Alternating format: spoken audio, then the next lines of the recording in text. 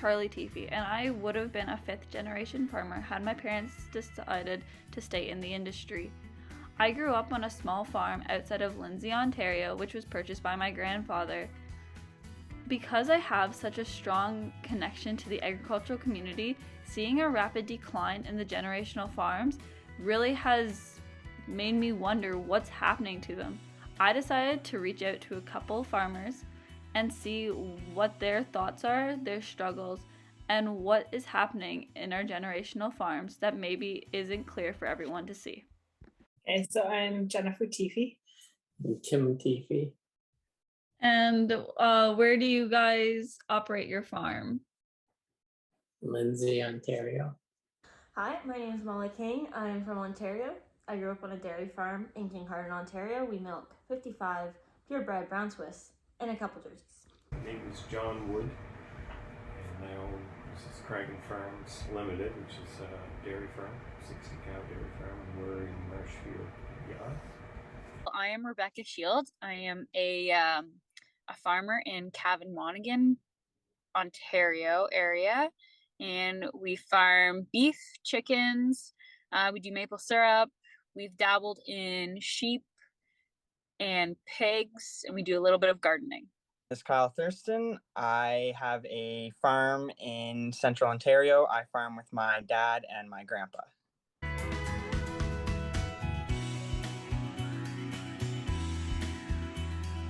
So, what generation of farmer are you? Fourth. I would have been fourth generation. So yeah, my great grandparents farmed, my grandmother farmed. My grandfather actually moved on to the farm. He wasn't originally from a farming community. And then my parents farmed, and then we're here on the farm. And it's about the same. So my great grandfather came over from Ireland and was farming then, and my grandfather had a farm. My dad bought this farm and farmed to make his living from farming. A sixth generation farmer. The farm has been in our family farm name for 107 years now. Fourth generation here. It would have been my great grandfather would have purchased this property a little over 100 years ago. So, Have economical aspects affected how you or your family runs the farm? Yes, definitely has, especially from how my parents ran it compared to how I run it.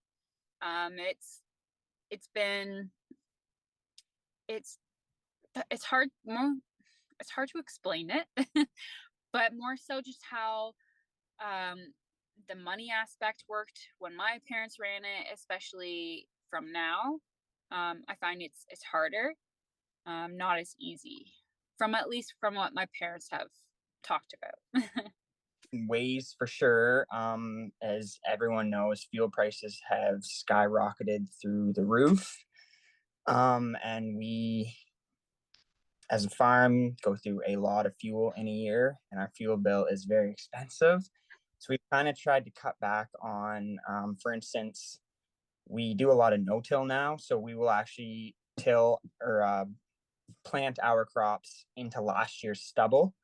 So this coming spring, we will plant our soybeans into our corn ground. That was corn that we harvested this fall, instead of, using the fuel and the time and all that kind of stuff to work the ground and till up all the corn stalks. We're trying to get away from the tillage and just no-till, because it saves a lot on fuel for sure, and wear and tear on parts, because parts have been more expensive and parts are very hard to get now. If something breaks, you can be up to 3 months waiting for a new part to come in. I would say that I've been farming full time here, I guess, since we built the barn for 20 years. Mm-hmm. And I've seen quite a large shift in cost pressures in the last number of years. Not just the last couple of years with coming out of the pandemic, we've seen massive shift in inflation. But even leading up to that, there was a lot of a lot. Costs have been increasing a lot, which makes it a lot more difficult. But I guess with a supply managed industry, the milk prices trying to keep up with the inflation costs. Do you think there's any environmental aspects that has affected the farming community in your area? Things have definitely changed over the years from when I was a kid, and way more focus on that and requirements for doing things in different ways to meet new environmental standards.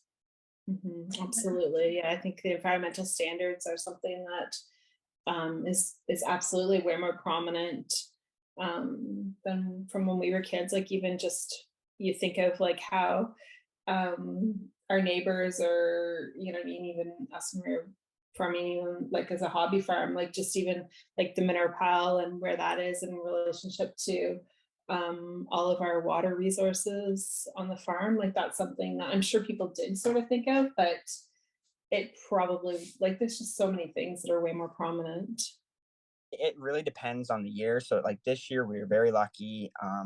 We had a standard spring. It wasn't too wet, wasn't too dry. All of our crops were in the ground before. We like to have everything planted before the May 2-4 long weekend. Yep. And we were able to achieve that this year. It did get a little dry through the summer. Summers in Ontario can be very dry depending on the year.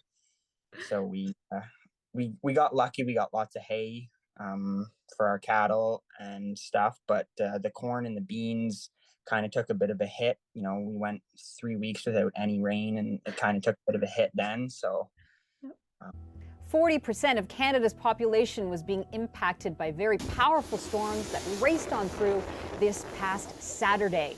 They were destructive and they were also deadly. Now, they made its way into the Ontario region through the morning hours of Saturday, tracked into the Greater Toronto region midday, moved through Ottawa and Quebec as well. While severe thunderstorm watches and warnings were issued, this is actually being classified as a derecho. It's a very rare weather event. And it's we've never had windstorms like that before, and it actually took down our whole bush. And we are actually skipping this year's maple syrup production because of with that storm. It's actually put us out quite a bit, and it's something we've never had to deal with. So this is definitely the biggest obstacle in our environmental impact that we've ever had to overcome. So we know there's a lot of factors, both environmental and economic, that are maybe causing generational farms to disappear. But what are the farmers' thoughts on why they're disappearing? In the last 5 years, there's definitely been a lot of smaller farms that have sold, as it's not economically stable for them to keep going, because there's all the big guys that are taking over the industry, and just not economically stable for the small guys. Even my parents are stepping out of it completely, just because it's like financially it's not supporting them, it's not doing anything for them. It just became a hobby just because the prices are insane. So me taking over, I do have to overcome those financial aspects. Even like my parents are saying, like, if it wasn't for my sister and myself taking over, they would have no problem with like selling off the property. Prices went through the roof, and a lot of smaller farms, they can't afford to pay the bills. They can't afford heat and hydro. They can't afford to feed their cows because feed costs doubled. Yeah, feed costs went up a ton. So did fertilizer prices. So these smaller farms aren't able to deal with all that at once. And I think that's what's driving a lot of smaller generational farms out of the agricultural industry.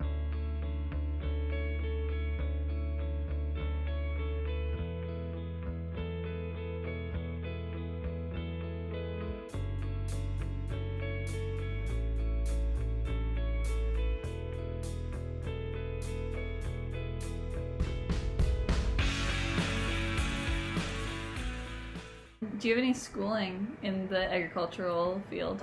Yeah, I did go to agriculture college for 4 years, and I'd taken a degree in animal science. So I guess at that time, I probably didn't know I was going to be farming. I just went to school, got a degree. Even when I finished up, I still didn't know exactly what I was going to do. So my grandpa, he did not go to school for farming. It was kind of he just kind of took over once my, I guess, great grandpa was, ready to step down. My dad did go to agricultural college for 5 years. He took the dairy course, so he specialized in dairy cows and the way their body works and breeding cows. And he also went for business as well. So I did 1 semester at agricultural college, and I didn't really like it. It wasn't my style of schooling. I'm a very much hands-on learning person, and I wasn't getting that in sitting in class. It was not a hands-on curriculum. So I dropped out after 1 semester and came back to the farm. I was 18 years old at the time and started full-time with my grandpa and my dad, and I've learned way more in the last 3 years than I think I could have in college for sure. Yeah, I do have a little bit. I did go to school for agriculture. I didn't feel like I should graduate in it. I felt that I learned more hands-on and with family and with jobs that I've had rather than in school. That's just me personally, but yes, I had a little bit of schooling. There were a few different degrees. Tim has an agricultural engineering degree. Molly is a current undergrad in pre-vet. Andrew has a dairy science degree and a beef degree. And Joan and Jen both have degrees that are unrelated to the agricultural field. Do you think that the agricultural side of things is something that should be taught in school, like in elementary school or even high school? Do you think there should be some sort of curriculum that pushes for kids to understand where their food comes from, how farms operate and stuff, and get them involved? Yeah, for sure. That is one thing that I really wish the government would implant into schools and they don't have to go in depth with that kind of stuff, but just even 1 lesson through elementary school or a unit through high school would really help people to understand where their food comes from and the struggles, and that it's not all flowers and rainbows for us farmers. And I guess this spring I was asked to go back to my elementary school that I went to for 10 years, and I put on a PowerPoint presentation for the kindergarten classes, very basic about where their milk comes from and where their food comes from and kind of what a farm is and what a farm looks like. And I think that is something for sure that schools should implant in their system. I guess the one thing that I sort of worry a little bit about is that, the less contact people have kind of with our local farming communities, the less understanding they have of the effort and the degree of responsibility that the farmers have as far as generating our food resources, right? And so I think that the closer we can connect our general public with our farm communities, the better and the more respected that industry will be. So hopefully that'll be reflected then in our policies and our government's initiatives, right? And we run the risk of getting even more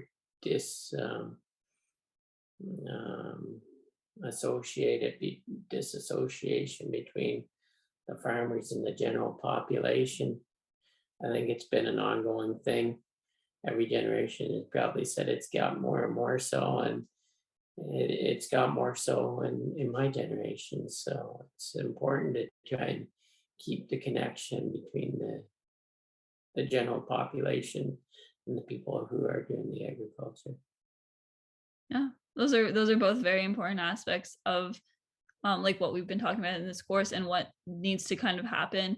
I think there's definitely been a big jump in the amount of people that are actually involved or even just associated with agriculture. There's been a drop in many of the agricultural clubs that might have been that like even like 15 years ago were very, very large.